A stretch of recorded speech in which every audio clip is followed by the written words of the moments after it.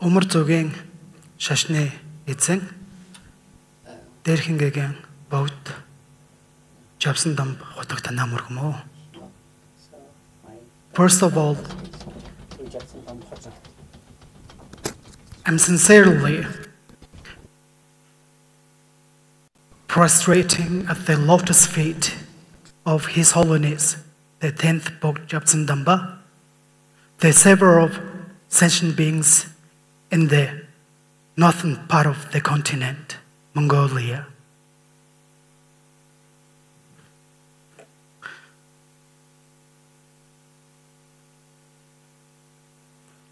За эрхэм лам хургууд эрдэмтэн судлаач та бүгдийн өнөөдрийн амар амгалан айлтган мэдчлээ. Тэгэхээр миний би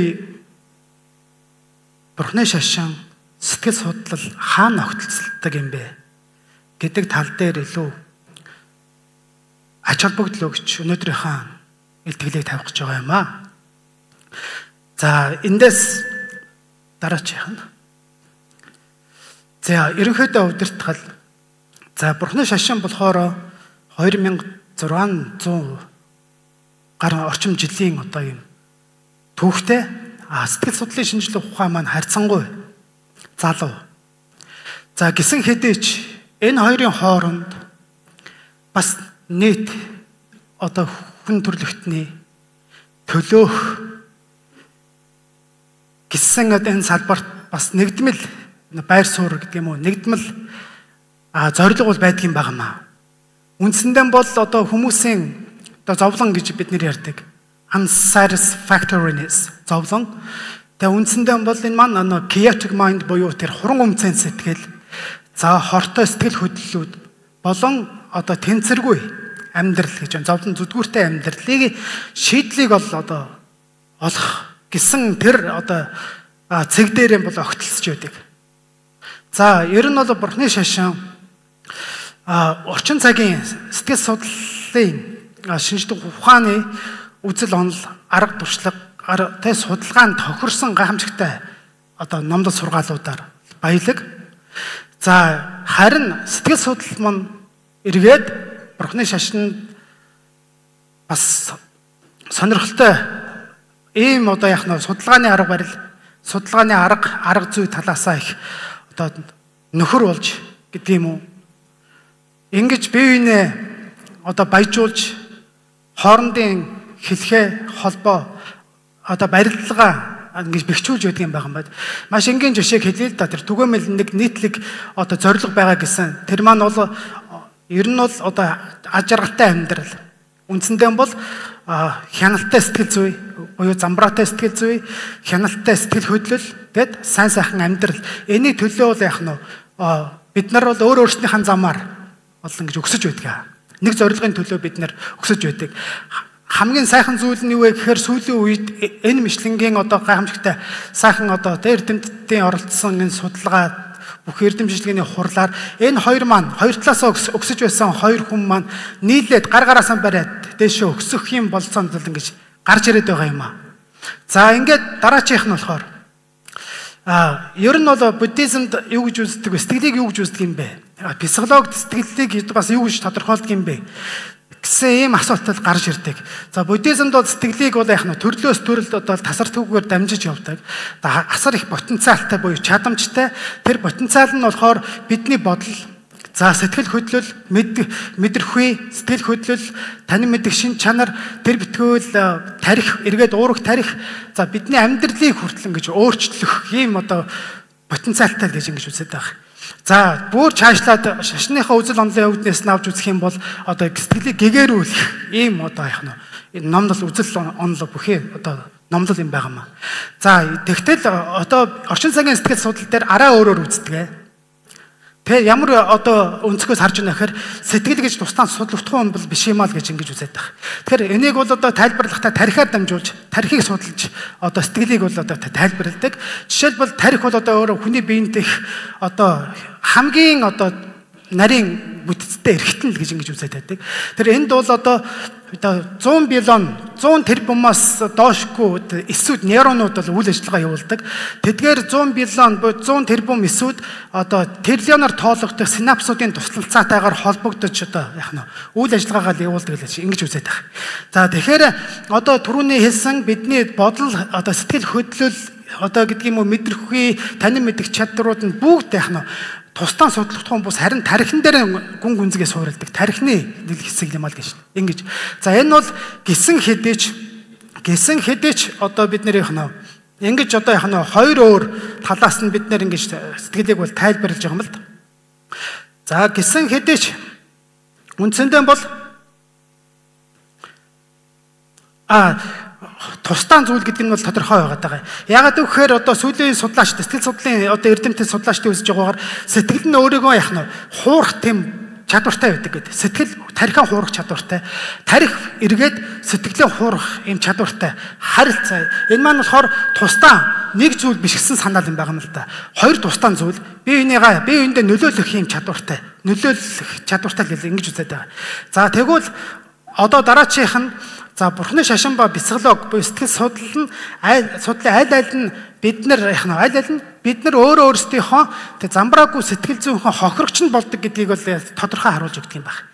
За бид тэр chaotic mind буюу хуран өмцөн сэтгэл гэж бид нэрлэх гэдэг нь энэ сэтгэлийнхаа хохирогч нь болж байдаг. За тэгэхээр яагаад вэ гэсэн асуулт гарч иж байна. Ямар тохиолдолд за жишээлбэл одоо энэ хуран өмцөн сэтгэлийг одоо Аданта агута сута гэдэг одоо пали сурвалж дээр байгаа. Тэгээ бурхан багш одоо энэ айдсан сударт юу гэж үзэж байна гэхээр за аяг тахималгүй да гэж байгаа. 6 хүртэхүүгээ эс хянвал, эс сахивал, эс хамгаалвал, эс бомтлвал яг нь зовлон дуннаа гэдэг. Зовлон дунна. За тэр 6 мэдрэхүй гэхээр бид нар яг намшиг цогдөг, төвдөрөн бол намшиг цогдөг одоо яг 6 мэдрэхүй. За үзэх, харах, сонсох, за түншлэн үнэрлэх, за тэгээд амтлах, хүрэлцэх гэсэн нэг ийм энэ тав дээр нэмэх нь одоо сэтгэлийг нэмчихэж байгаа юм л да. Тэгэхээр энэ тавыг бид нар яах нь хамгаалах, сахих одоо хэрэгтэй. Сахих хэрэгтэй л гэж байгаа. Энэ тавыг одоо яах нь номогдох хэрэгтэй. Одоо буюу нөгөө дэгбажээ имижсэн гео бонсон цогборж рангийн саний асуудал дэнэ санжаадан баян хилэнцэг хүч хүнч бүүүлд буйныг хотолчуулган болго. Тэгэд хамгийн чухал нь өөрийн сэтгэлийг одоо машид номогдох гэдэг. Тэгэхээр энэ дээр одоо тэр улаанаар шараар тэмдэглэсэн харж байгаа. Одоо аяг тахмалгуудаа одоо сэтгэлийн хүртэхүйг одоо эс хянвал, эс сахивал, эс хамгаалвал, эс бомтлвал зовлон дуннаа гэж. Зовлон дунах нь бодиттой юм а гэж. Ингэж бол айдсан байдаг юм байна. За тэгвэл Бурхны шашны талаасаа, Бурхны шашны талаасаа бидний замбраагүй сэтгэл зүй маань одоо яах нь биднийг зовлон дунгаж хүчин зүйл болчихдөг юм байна. Тэгвэл шинжлэх ухааны талаас нь яах нь вэ гэд яаж огтлцох нь вэ энэ хоёр маань. За жишээлбэл одоо сэтгэл судлал дээр одоо яах нь бидний замбраагүй сэтгэл төлбөрийг юу гэж тодорхойлсон байдаг вэ? Эндээс хэдүүлээ харъя. За энэ Калифорнигийн сургууль байгаа. Тэгээ өмнөд Калифорнигийн сургуулийн за лаборатори. Тэгээ юуны лаборатори юм бэ? Нейроимежин буюу тархины зураг авдаг юм лаборатори байдаг. За энэ эндээс одоо яах нь хүний сэтгэлд, хүний тархинд одоо хичнээн их бодол төрдөг юм бэ гэдгийг нь одоо ингэж судалж үзсэн юм а гэдэг. Тэр одоо өндөр одоо төвчний тэгээ өндөр одоо чадвартай аппаратын тусламжтайгаар ингээд авсан. Тэгтэл 1 минутанд дунджаар гэж байгаа 48.6 бодлууд төрдөг юм байна гэдэг. Хүний тархины хөдөлгөөн дээр суурилж байж тодорхойлж штэ хичнээн бодол төрж ингээд. За ерөнхийдөө 70 орчим мянган бодол яг нэг өдөр бол хүн сэтгэл дээр ингэж ийм олон бодлыг бол төрүүлж идэг юм байна. Тэр чинь эн чинь өөрөө одоо яг юуг илэрхийлэх гэдэг нь ахаар нөгөө замбраагүй сэтгэлийг л одоо харуулах гэдэг гэсэн үг. Бидний сэтгэл зүй ийм замбраагүй байдаг юм байна. Асар олон бодлууд бол ингэж төрж байдаг. Гэвч бид нар төдийлөн мэддэггүй, ухамсарлахгүй байдлаар л одоо энэ бодлуудыг ингэ төрүүлж явж байдаг гэсэн санаа. За хоёр дахь одоо яг хоёр дахь зүйл нь болохоор нийтдээ бол одоо Берклигийн их сургуулийн судлаач хүн байгаа юм. Дачер Келтнер гэдэг. Тэгээ энэ хүний одоо судалгаагаар бол өдөртөө 27 төрлийн одоо сэтгэл хөдлөлүүдэд бид нэр автаж явдаг юм байна. Ихэнхдээ эс ухамсарласан байдлаар гэж байна. Их эс ухамсарласан байдлаар 27 зүйлийн сэтгэл хөдлөлүүдэд бид нэр автаж явдаг юм байна. За гэтэл тэр 27 сэтгэл одоо хөдлөлүүд нь болохоор тэр нэг богооны цуваа шиг нэг ээлжээр одоо дистратагаар ингэж төрдгөө юм байна. Бий болдгоо юм байна. Нэг нь хэдэн чудаа яах нь давтагдаж болно гэж байгаа. Тэгэхээр энэ сэтгэл хөдлөлөд маш замбрааг байна гэсэн утгыг бол энэ дээр харуулж байгаа юм л да. Маш олон сэтгэл хөдлөл бид нэр ухамсарласан байдлаар автаж явдаг буюу нөгөө chaotic mind буюу замбрааг сэтгэл гэдгийг хэлэх гээд байгаа. За тэгвэл одоо психологоор ахаад юу гэж үзэж байна гэхээр Eva Krokov гэдэг энэ одоо доктор хүн байна. За Лестерийн их сургуулийн тэр маш их одоо энэ хүн бол яах нь дээр үед одоо Wall Street-ийн сэтгүүл дээр Jim Solish гэж одоо нэг хүн одоо 35 одоо өдөрт бол өдрийн 16 цагийн туршид 35 мянган одоо шийдвэрийг хүн үйлдвэрлэж яддаг юм ба гэсэн ийм одоо яах нь судалгаа хийсэн байдгийг. Тийм саналыг л дэвшүүлсэн байдаг. Тэгтэл одоо энэ Кроков гэдэг энэ одоо Eva Krokov гэдэг хүн бол за энэ судалгааг бол яг ингээд баримттай зүйл бол биш ээ. Энэ судалгаа нь өөрөө яг нотлогдсон зүйл бол биш. Тэгээ нэг бол нэг нотлоход бол хэцүү бэрх. Гэхдээ бидний мэдэж байгаагаас илүү асар их олон шийдвэрүүдийг бид нэр ингэж үйлдвэрлэж байдаг юм байна. Өөртөө эс ухамсарласан байдлаар ерөөсөө шийдвэрээс шийдвэр үйлдвэрлэх хооронд бид нэр ингэж явж байдаг юм байна. Буюу дөнгөж өглөө сарангуудаа за жаахан ундчи. За босон дээр явахаа одоо ажилдаа шүү дээ гэд тий. Одоо эхлээд шууд нүр гараа авах уу эсвэл кофегоо уух уу гэд энэ хүн хооронд ийм олон шийдвэрийг ингэж үйлдвэрлэж байдаг юм байна. Тэр дандаа эс ухамсарласан байдлаар. Тэгэхээр энэ эс ухамсарласан энэ төлөвийг чинь бид нар яах нь тэр хяналтгүй буюу замбраагүй сэтгэл зүйл гэж ингэж нэрлэх гээд байгаа. За тэгвэл буддизм болон психолог сэтгэл судлал хоёр юуг бид нарт харуулад байна. Үүгээр юуг харуулад байна гэхээр энэ замбраагүй сэтгэл зүй чинь бидний асуудлыг илүү их хүндрүүлээд байдаг юм байна гэсэн саналыг бол энэ дээр аргумент байдлаар ингэж гаргаж тавьж байгаа. Тэгэхээр буддизмч тэр одоо яах нь психологч тэр одоо яах нь бид нар өөрсдийнхөө асуудлыг энэ эс ухамсарласан байдлаараа буюу энэ замбраагүй сэтгэл зүгээрээ хуран умцанд одоо энэ бодлороо нөхцөл байдлаа ингэж улам яах нь хүндрүүлээд байна. Уучлаарай. Энэ дээр би хацлгүйгээр уучлаарай алдаа явуулчих. Тэр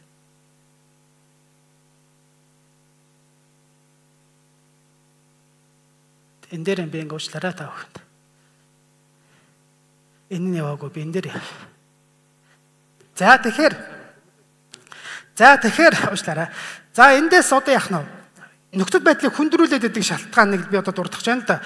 За бурхан багшаа альдсан сумны судар гэж байгаа. Сала сута гэдэг мөн пали сурвалж дээр байдаг. Тэгэхээр энэ сударт бурхан багш энэ одоо замбраагүй буюу тэр энэ хуран өмцөн сэтгэлийг хяналтгүй сэтгэлийг юу гэж альдсан бэ? Нөхцөл байдлыг яагаад хүндрүүлдэг юм бэ гэдэг дээр л одоо тодорхойлж өгсөн байгаа юм л да. За нялхас гэж байгаа. Нялхас зовлонд одоо биеийн зовлон одоо эдлэгтэй ингээ тэ харамсаж за гашуудж за тэгээд бархирч одоо өөрийнхөө чэжиг дэлдэм үү гэж улмаар одоо яах нь улмаар эргэлзээ танилгэлзээнд унам уу гэж байгаа юм. За тэгтэл одоо эндээс хараарай. They experience the two feelings. Хоёр одоо зовлон одоо мэдэрдэг юм байна энэ үед гээд. Хоёр зовлон дундаг. За биеийн зовлон дундахад дагаад хоёр зовлон дундаг. Тэгэхээр юу гэхээр нэг нь бие махбодын зовлон удаах нь болохоор сэтгэл зүйн зовлон гэж байгаа. За үүнийг жишгтэй бол юу гэж айлцсан бэхээр нэг сумаар харуулах гэж байгаа. Нэг сумаар харуулсны дараа хоёр дахь сумаар харуулсан мэт зовлон дундаг. Эхний зовлон нь болохоор эхний сум юу гэж хэлэх гээд нэ гэхээр бие махбодын өвчин тэр тэнцвэргүй байдлаас үүдэлтэй тааламжгүй мэдрэмжүүд гэж байгаа. За тэгвэл хоёр дахь сумаар харуулсны зовлон давхар үрдэг гэдэг нь тэнцвэргүй сэтгэл зүй юм сүцэгдлийн мөн чанарыг таньсан одоо ийм одоо тэр харанхуй сэтгэл гэж байгаа тийм муу одоо мунхаг сэтгэл одоо бүгдийг одоо яах нь юмыг одоо мөнх усыг мөнхөд барьсан ариун бусыг ариунд барьсан одоо ийм буруу үзлээсэн болоод давхар сэтгэлийн одоо зовлон дундгиймаа гэд. За тэгвэл одоо бурхны шашны сурвалж дээр ингэж үзүүлсэн бол дараачийн одоо яах нь Майя клиникийн нэг юм судалгаанууд байдаг юм байна. Майя клиник гэдэг маань 25 оны 1900 Жишээ 2025 онд Америк нэгдсэн улсын хамгийн шилдэг эмнэлгээр шалгарч байсан. Хамгийн шилдэг эмнэлэг олон жил одоо яг нь шилдэг гэдэг тодтолоо хадгалж явж байгаа ийм эмнэлэг. Тэгээ эндхийн судлаачд юу гэж үзсэн гэхээр энэ одоо сэтгцийн өвчин гэж байгаа. Замбраагүй сэтгэл зүй. Энэ замбраагүй сэтгэл зүй нь маш олон өвчний одоо шалтгаан болоод байдаг. Маш олон өвчний шалтгаан. Энэ хяналтгүй буюу замбраагүй сэтгэл зүй ч өөрөө маш олон өвчний шалтгаан болоод байна. За жишээлбэл эндээс юу нэг харахаар амьдрал хүн амар амгалан аз жаргалыг илэрхийлэх юм байдаг. Амьдралын одоо энгийн баяр баясгалан хүртэж чадах юм байдаг. Гэр бүлийн зөрчилдөөнүүд бий болдог. За тэгээд одоо яг нь харилцаан зовлонтой болдог, нийгмээс өөрийгөө тусгаарладаг ч гэдэг юм уу, арх тамхинд одоо донтох, хар тамхинд донтох, за тэгээд ажлаасаа салгаарах, ажилдаа явахгүй байх ч гэдэг юм уу, ажилтай холбоотой, сургуультай холбоотой асуудлууд гарах, араараас гарах, за тэгээд хууль зүйн болон одоо санхүүгийн асуудлууд бий болох, за тэгээд эд хөрөнгөнд барагдах, за гудамжинд гэр оронгүй болох ч гэдэг юм уу, өөрийгөө гимтэх, бусдыг гимтэх, өөрөө одоо амнасаа одоо бүрлгэх, өөрийнхөө амийг одоо яах нь авах болон бусдын амнасыг бүрлгэх гэх мэтлээ ингээ. За тэгээд дархлааны тогтолцоо нь бол мууддаг. За бие нь бол яах нь альва одоо халдваруудыг эсэргүүцэх чадваргүй болдог, зүрхний өвчин болдог, бусад өөр гих мэтлэнгийн асуудлууд гарч ирж байгаа юм л да. Ийм байна гэд. Энэ замбраагүй сэтгэл зүй чи өөрөө ийм эрсдлийг дагуулад байна. Энийг бид нэр эмчлэхгүй юм бол, энэ сэтгэл зүйг нь эмчлэхгүй юм бол бид нар өөрсдөө эсрэг нэг хувилдаанд оролцоод буюу өөрийнхөө амар амгалан аз жаргалын эсрэг бид нар өөрөө мэдэхгүйгээр сухамсарлсан байдлаар одоо хамгийн түрүүнд нь туг тасцагаан барьсан ураа гэд дайрж байгаа хүнтэйг ижлэхэн болчдөг юм аа гэсэн санаа ирхэлсэн байдаг. За нөгөө талаар тарихынд за дамдан дорж байгаа бол маш тодорхой сайхан айлцсан. Тэгээд ням самбуу гавж маань гэсэн бас энэ талаар сайхан айлцсан. За гэхдээ би одоо энэ талаас нь яг энэ уншчээ. Тэгээд Монтес гэдэг одоо профессор байдаг юм аа. За энэ Miami-гийн Miller их сургуулийн одоо клиникийн неврологиг одоо профессор хүн юм байгаа. Тэгэхээр энэ хүн болохоор энэ стрессийн үр дагавар юу юм бэ гэдэг дээр судалгаа хийсэн. Стресс гэдэг нь явж буцаад нэг chaotic mind буюу одоо сэтгэл зүйн замбраагүй төлөв, хяналтгүй сэтгэл гэсэн утгатай шүү дээ, тэ. За энэс одоо маш олон өдөр тутмын үйл ажиллагаанд урт удаан хугацаанд бид нэр энэ хяналтгүй сэтгэлийг засаж авахгүй юм бол одоо яах нь маш олон хүндрэлүүд гардаг юм байнамаа. Нэг ялангуяа frontal lobe гэж байгаа. Тухны одоо өмнөд хэсгийг одоо тэр үндэ дамжин дорж байгаа ихтгэл маш тодорхой гарсан. Тухны өмнөд хэсгийг гэмтэж байдаг юм аа гэд. Гэмтэж байдаг. За тэгэхээр эндээс харъя энэ тухны өмнөд хэсэг чи ямар үйл ажиллагаа ямар үүрэгтэй юм бэ гэхээр одоо биеийн булчингуудыг удирдах одоо хил ярианы чадвар гэж байна. Дистара хил ярианы өөрийгөө илэрхийлэх одоо хил яриагаар илэрхийлэх дистара. За тэгээ танин мэдих чадвар, сэтгэл хөдлөлөө хянах, за анхаарал төвлөрөл. За тэгээд одоо нөгөө short term memory буюу тэр богино хугацааны ой санамжийн төв нь байдаг юм аа. Эднэр маань ингэж гэмтэж байдаг л гэж ингэж үзсэн байдаг юм аа. За жишээлбэл одоо энэ талаас нь харахад бид нэр одоо энэ 5 хүний 5 хуруугаар өдөрдүүлж байгаа нэг хүүхэлдэж хэл байна те утсан хүүхэлдэ гэдэг шиг. За энэ 5 хурууг би бол буддист талаас нь юу гэж хэлэх гээд байна гэхээр бид нар ерөөсөн дочиг шидэн дэмэг те аржил тэцэн буюу одоо шунал хүсэл, за тэгээд уур хилэн мунхаг, за омог, за эргэлзээ тэнэгэлзээ чинь биднийг одоо яах нь удирдаад байдаг юм биш үү? Бид нар энэ таваар өдөрдүүлээд байгаагаа ерөөсөө огт анзаардгүй юм биш үү? Байгаадаа гэсэн юм асуудал гарч ирж байгаа. Энэ дүнэлт иймэрхүү одоо санал гарч ирж байгаа шүү эндээс. За тэгээд дараачийн хэсэгт нь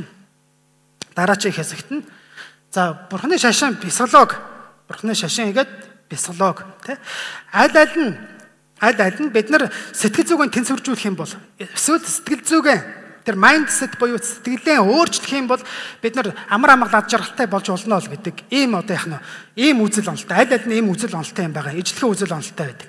За жишээлбэл эндээс одоо яах нь сэтгэлээ тэнцвэржүүлсний одоо ач тусыг одоо Аданта Агута Сута гэдэг одоо Пали сурвалж дээр байгаа тий. За аяг тахималгуудаа тэр 6 метр хүүгээ одоо хянаж, сайтар хянаад, сайтар сахиад, сайтар хамгаалаад, сайтар бомтлох юм бол амар амгалан аз жаргал өөрөө бий болно. Нэг ялангуяа тэр уучлаарай. За тэгээд одоо яах нь ингэж өөр амар амгалан бий болгож чадна. Нэгэнлэнгуяа зовсомч гэдэг, сэмжүүнч гэдэг гол нь одоо сэтгэлээг л бид нэр хянах хэрэгтэй л гэж ингэж үзээд байгаа. За тэгвэл одоо яах нь нөгөө дараачих нь болохоор одоо энд сонирхолтой юм байгаа юм л да. Одоо mindfulness based stress reduction, mindfulness based cognitive therapy гэдэг одоо эмчилгээний төрлүүд бий болчихсон байгаа. Тэгэхээр энэ төрлүүдээс одоо энэ судалгаанууд нь харах юм бол стрессийг бууруулдаг, түгшүүрийг бууруулдаг, сэтгэл готролыг бууруулдаг, за түнчлэн одоо нөгөө донтолтыг бууруулдаг, за гэх мэтлэн тэгээд за тусдаа одоо ийм одоо давуу талтай гэдэг ингээд явсан байгаа юм байна. За энийг орхи дараачих нь цаг байгаагаа учраас за энэ юм байгаа шүү. Энэ одоо зүйлүүд нь за Бурхны шашны талаас нь юу гэж үзэх гэдэг нь эхлэгний Бурхны шашны үзэл онолын дагуу бол сэтгэлийг одоо бид нар өөрчлөснөөр ямар тус эрдэмтэй юм бэ? Сэтгэлийг өөрчлөх гэдэг байгаа. Ямар сэтгэлийг өөрчлөх гэдэг юм бэ гэхээр тэр дагдсан буюу бид барих сэтгэл, мэнхэлэн барих сэтгэл буюу өөрийнхөө хэрэг сэтгэлийг бид нар өөрчлөх хэрэгтэй гэдэг. Тэгэхээр 2020 онд яг ковидын үед Дэрхэнгийн 14 дугаар далаа багш маань Сингеда Жанрасгийн ван одоо онлайнаар бол айлтсан. Тэгээд энэ ван одоо айлдах үедээ одоо ингэж айлж байсан. Өөрийн тусыг бүтээхийг хүсэж байгаа бол гэж байгаа. Гагц бод сэтгэлийг үүсгэж бясалгаа. Одоо бусдын тусыг бүтээхийг хүсэж байгаа бол гагц бод сэтгэлийг үүсгэхэд бясалга. Хэрв буйныг үлэмжихээр хураахыг хүсэж байгаа бол гагц одоо бод сэтгэлийг үүсгэж бясалга. Хэрв зам мөрд орохыг хүсэж байгаа бол гэж байна. Гагц бод сэтгэлийг л үүсгэж бясалгах. Хэрв бурхны утгыг олгож байгаа бол мөн адил одоо бодийн сэтгэлийг үүсгэж бясалгаа л гэж. Тэгэхээр энд одоо Дэрхэнгийн 14 дугаар далаа багш маань бол Mind and Life одоо манай тэр Алан багш энэ хамтраад энэ шинжлэх бурхны шашны гүн одоо үзэл онол сэтгэл судлалыг шинжлэх ухаантай холбоход хамгийн чухал одоо үүрэг гүйцэтгэсэн юм одоо юм ба. За тэгвэл одоо сэтгэл мэдрэл дотоод шүүрэлд одоо бурхны бяцлаглалын аж тусыг юу гэж үтсэн бэ гэж ийм асуулт гарч ирж байгаа. Сэтгэл мэдрэл neuroendocrinology гэдэг энэ дээр юу гэж хэлсэн нэхэр одоо сонирхолтой судалгаа дөрөнд гавж нэм самбууга хэлсэн бяцлаглалын төрлөөсөө болоод үр дүн өөр байгаад байна гэдэг. Тэр энэ дээр юу гэхээр одоо жишээлбэл одоо 6-7 хоног 8-7 хоног хугацаанд үргэлжилсэн нэг ийм туршилт явагдсан байгаа. Тэгэхээр энэ дээр хүмүүсийг одоо самсргүй байдлаар сонгоод өөрсдөнд хэлэхгүй байж байгаад 3 ангилаад эхний хэсгийнхэн бол хяналтын бүлэгт орно, хоёр дахь хэсэг нь болохоор зөвхөн mindfulness бяцлаглалыг хийн, гурав дахь хүмүүс болохоор бодитглийн бяцлаглалыг хийнэ. Тэгээд одоо энэ хугацаанд одоо бяцлал хийхээс өмнө цусны шинжилгээ өгсөн байдаг. Дээж цусны шинжилгээ өгөөд шинжилүүлж үзсэн. Төрөний нямсан бивэн гавж ярианд гарч байсан. Одоо нөгөө теломер гэдэг. Теломерийн хэмжээ. Энэ бяцлаглууд олон янзын бяцлаглууд бяцлаглалын төрөл зүйлүүд яаж нөлөөлж байна гэдгийг шинжилж үзсэн. За тэгтэл одоо нөгөө хяналтын групп буюу огт бяцлал хийгээгүй бүртгүүлсэн хүмүүсийнхээр бол теломерээ нь одоо илэрхий одоо ингэж богиносон байсан гэдэг. За тэгтэл нөгөө mindfulness бяцлал хийсэн хүмүүсийн араа түрүү чинь хяналтын бүлгэнтэй харьцуулахад араа гайгүй. Гэхдээ одоо нөгөө энерги нэгүсэх бяцлаглалыг хийсэн хүмүүсийн цусны шинжилгээнээс авч үзэхэд ерөөсө баргалж одоо богиносоогүй теломерийн хэмжээнд богиносоогүй. Эндээ сэтгэл зүйчд юу гэж үзээд нэхэр ер нь хүн аж аргалтай амар амгалан байхын тулд биологийн хөгшрөлтөд идэвхтэй оролцохгүй тулд ерөөсө сэтгэл зүйн тэнцвэртэй байдал маш чухал юм байна л гэж. Нэгэнлэнгуй энерги нэгүсэх сэтгэл асар чухал юм байна шүү гэдгийг ингэж хэлж өгсөн. Ингэж одоо ийм дүгнэлт хийсэн байдаг. За нөгөөтэйгөр түрүүнд бол багш маань зураг гарч байсан. Би бол энэ хүний одоо шав гэдгээр би бас их баярлж явдаг бас давхар. Тэгэд энэ хүний удирдлагын дээр 3 удаа уртын бяцлаглалд би өөрөө оролцож байсан. За 8-7 хоногийн ч гэдэг юм уу. За тэгээд түүнчлэн 2000 оноос хойш ковид үеэс эхлээд 100 бүр одоо идэвхтэй одоо өдрийн хугацаанд 10 цаг бяцлагдаг тийм ууланд очиж ингэж агууд очиж бяцлагаж ирсэн. Одоо энийг уламжил болцсон байнга тасалдахгүй явж байгаа. Тэрнээс өмнө тасалданgat байдлаар явж байсан. За ингэж явахдаа бид нар яах нь нөгөө Махасати Батана Сутта гэдэг буюу одоо энэ одоо пали сурвалж дээр байдаг. Харьцангуй энэ сурвалж маань төвд олдоц багтай. Ягаад гэвэл одоо Монгол төвд ганжуурт бол ороогүй байдаг юм байна. Тэгэхээр энэ судар 1970 оны ихээр одоо анх удаа пали хэлнээс санскрит хэл рүү Варанаси сургууль дээр бол хөрвүүлэгдсэн байдаг юм байна л. Тэгээ энэ судрыг баримтаж дагаад ингээ баримтлаа явж байгаа. Хамт нэг хэдэн цөөхөн хүн явдаг. Энэ хүмүүс байнгын доктортой жил болгоо явдаг энэ хүмүүс одоо юу гэж хэлж байна гэхээр энэ сэтгэл зүйч сэтгэл засагч нарын яриад байгаа судалгаанд дурдаад байгаа юм шиг тийм одоо сэтгэл зүйн одоо бенефит буюу тийм ач тусууд бид нар ч гэсэн ингэж бий болж байна гэж ингэж одоо хэлж байсан. Тэгэхээр н одоо эндээс нь даваад үзье. За энэ надад. Тэгэхээр эндээс ингээд аваад үзэхэд ямар одоо psychological benefit ингэж бий болж байна үүсч байна гэхээр хүн өөрийнхөө бодол одоо мэдрэхгүй гэж ухамсарлаж байна. Тэгээд тэдгэрийг сайн эерэг сөрөг одоо саарамгаар нь ялгаж чадж байна. За тэгээд одоо авах гэхийн ухаанаар хандаж чадж байна гэж байгаа. Сайныг нь илүү анхаарч аваад саарамгаас болон сөргөөс нь бид нэр өөрсдөө хамгаалж чадж байна. За түүнчлэн одоо яг нөө сөрөг бодлуудаас сэтгэл хөдлөлүүдээс ангид сэтгэж чадж байна. Сэтгэх боломжтой болж байна. Илүү их амар амгалан мэдэрч байна. Шийдвэр гаргах маань илүү сайн сайжирж байна. Илүү сайн шийдвэр гаргахад нөлөөлж байна. За харилцаа бусдад харилцаа, бусдыг хүндэтгэх ч гэдэг юм уу, ийм чадварууд бий болж байна. Анхаарал төвлөрөх хугацаа маань уртасч байна. Одоо санамж маань сайжирж байна. Өөртөө ихтэй болж ирж байна. Бусдыг энерги сэтгэл илүү их болж байна. Ер нь аливаа асуудлыг олон өнцгөөс харах юм чадварууд ингэж бий болж байна гэж ингэж хэлж байсан. За тэгээд эндээс гол одоо өнөөдөр нөгөө intersection буюу where Buddhism and psychology intersect гэдэг дээр л одоо би энийг л гаргаж хэлэх гээд байгаа юм л да. Дуусч байна. Тэгээ intersection бид нэр яриад байгаа. Яг хаана сэтгэл судлал одоо бурхны шинэ intersection яг хаана байна вэ гэхээр бурхан багш бол дурдл мэдэмсэр сэтгэлийн номнууд гэж одоо айлж байна. За энэ ерөнхий огтлцлууд огтлж байгаа юмнуудыг хэлж байгаа шүү дээ. Энэ William James гэдэг одоо гайхамшигтай сэтгэл зүйч тэгээ pragmatism онл, functionalism онл гэдгийг л одоо дэвшүүлсэн. Энэ нь явж одоо CBT-гийн одоо суур үүсэн гэж үгдгээ. CBT гэдэг одоо cognitive based therapy гэдэг одоо орчин цагийн сэтгэл судлалд арга засал ууж ингэж орж ирсэн. Тэр энэ хоёр яг intersection чи яг энэ одоо mindfulness based cognitive therapy одоо mindfulness based stress reduction cognitively based compassion therapy гэдэг CBT тэгээ cognitive based therapy энэ дээр л огтлцаад байна гэж би бол ингэж харддаг юм байна. Тэгэхээр эндээс одоо хараараа яагаад огтлох шалтгаан юм бэхээр одоо хамгийн сүүлдэн дээр хараар бурхан багшийн тэр одоо хилэнцгийг өчүүхэнж бүүл буйныг хулчуулган болго өөрийн сэтгэлийг мачид номхдог. Энэ дээр одоо акцлж би цэнхрээр тодруулсан байгаа. Тэгтэл William James юу гэж нөгөө талдаа юу гэж хэлсэн бэхээр одоо functionalism нөгөө pragmatism-ыг үүсгэж штэ. If you хэрэг та бодлоо өөрчлөх юм бол амьдралаа өөрчилж чадна гэсэн одоо яах нь философиг баримталж байсан хүн байгаа. Ийм гүн үзлийг ухааныг баримталж байсан. За ингээд эндээс ерөнхийдөө энэ буддизмыг бол бид нэг арга гэж үзэх юм бол орчин цагийн сэтгэл судлалыг бид бэлэг гэж үзэх юм бол орчин цагийн сэтгэл судлалыг нэг арга гэд энэ хоёр яах нь биеиндээ ингэж нөхөр төшиг болоод ингэж цаашаа хөгжөөд явхад хүн төрлөختөнд ач тусын үзэх юм хүртэх юм байна л гэж ингэж би өөрөө бодож ийм дүгнэлт хийсэн юм а. Баярлалаа анхаарал тавьсан явдал таа. Мөнхбаатар ламда их баярлалаа. Агуулга бол их гүнзгий юм, танилцуулга их өргөн хүрээтэй юм, өөрөө ч их хурдан ярих юм. Тэгээд олон хүн ч их анхааралтай сонсох юм. Бүр манай Мөнхбаатар лам хурдан яриад ах тусам л улсууд ингээд бүр анхаараа сонсоод байгаа. Тэгээд би сүүлдээ ер нь гээгдчихнүүл гэж одоо бодлоо. Тэгээд одоо үнэхээр агуулга сайхан багтаалаа.